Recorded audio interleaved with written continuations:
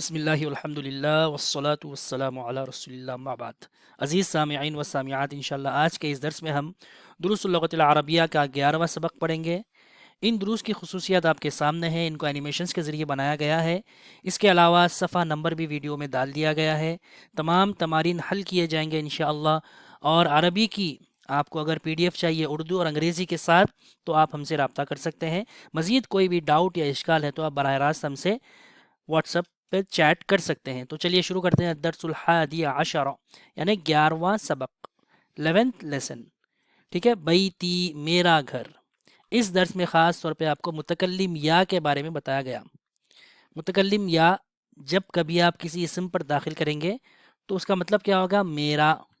بیتی میرا گھر، قلمی میرا قلم، ٹھیک ہے۔ دراجتی میری گاڑی، ہاذا بیتی یہ میرا گھر ہے، بیتی امام المسجدی میرا گھر مسجد کے سامنے ہے، بیتی جمیل میرا گھر خوبصورت ہے، فیہ حدیقۃ صغیرۃ اس میں چھوٹا باغیچہ ہے۔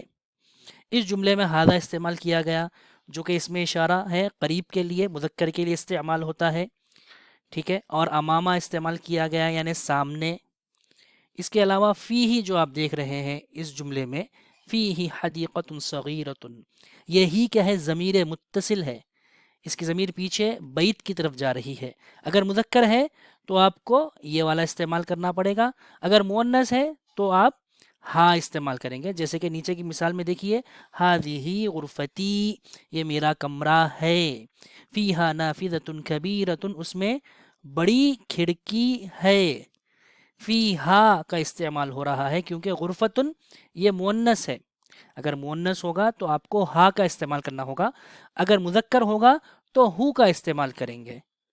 فیہا نافذۃ کبیرۃ ومروحۃ جمیلۃ اس میں بڑی کھڑکی اور خوبصورت پنکھا ہے، ھذا سریری یہ میرا پلنگ ہے، وھذا کرسی اور یہ میری کرسی ہے، وھذا مکتبی اور یہ میرا میز ہے، ساعتی یعنی میری گھڑی، واچ، وقلمی وکتابی علی المکتبی میری گھڑی، میرا قلم اور میری کتاب میز پر ہے، وحقیبتی یعنی بیگ، میرا بیگ، تحت المکتبی میز کے نیچے ہے، نافذۃ غرفتی مفتوحۃ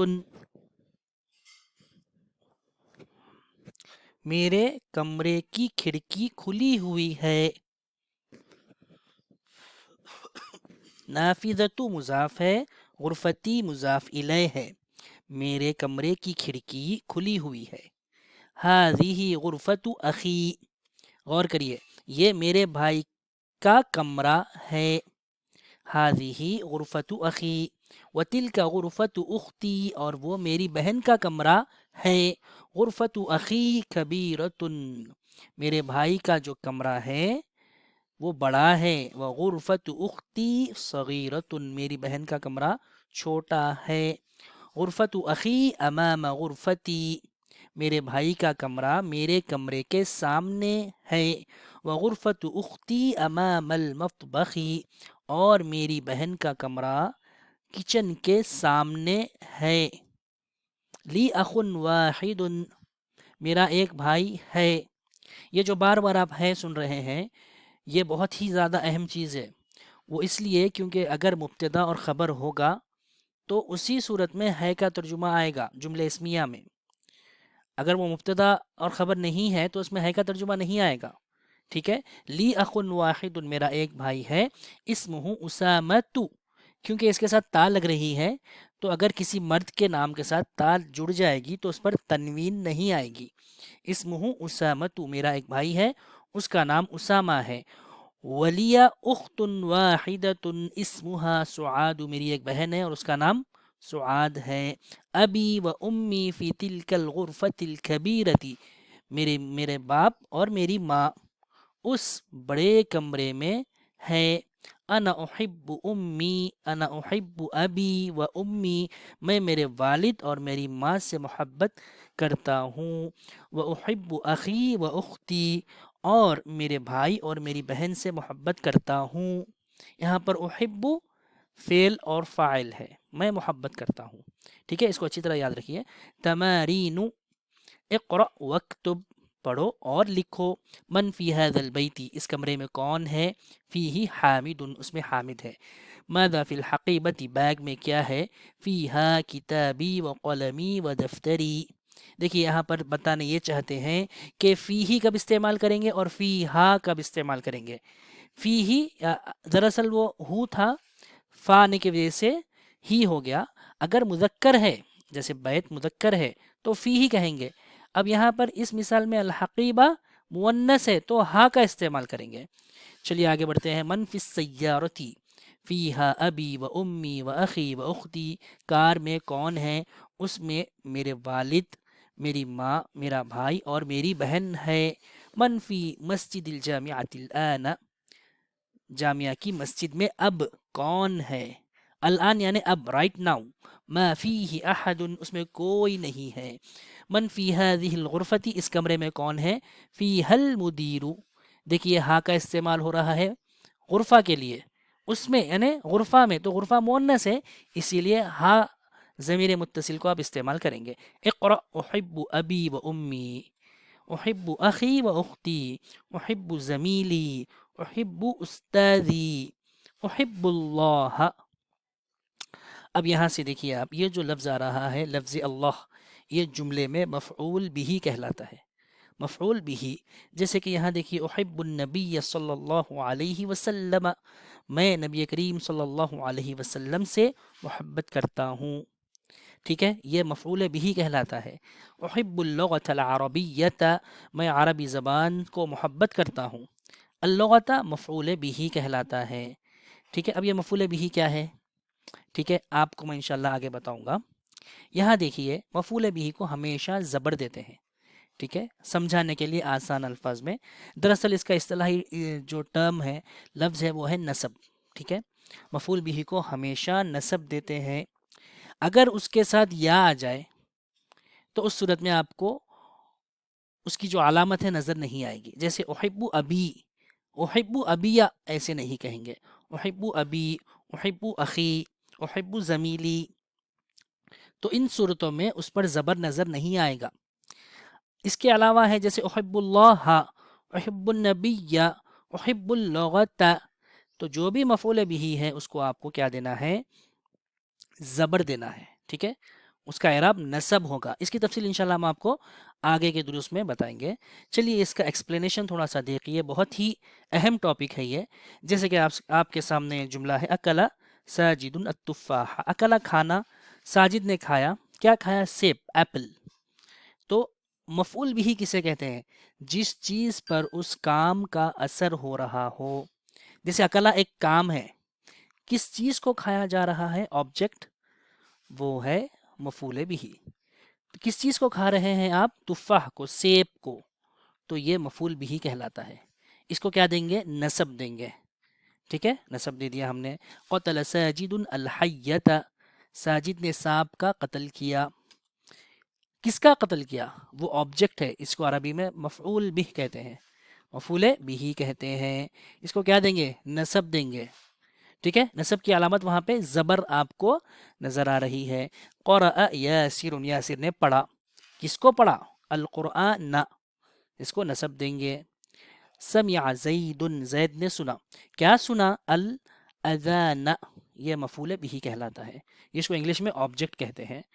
ٹھیک ہے، اب دیکھیے آپ کے سامنے چند مثالیں قرآن مجید میں سے.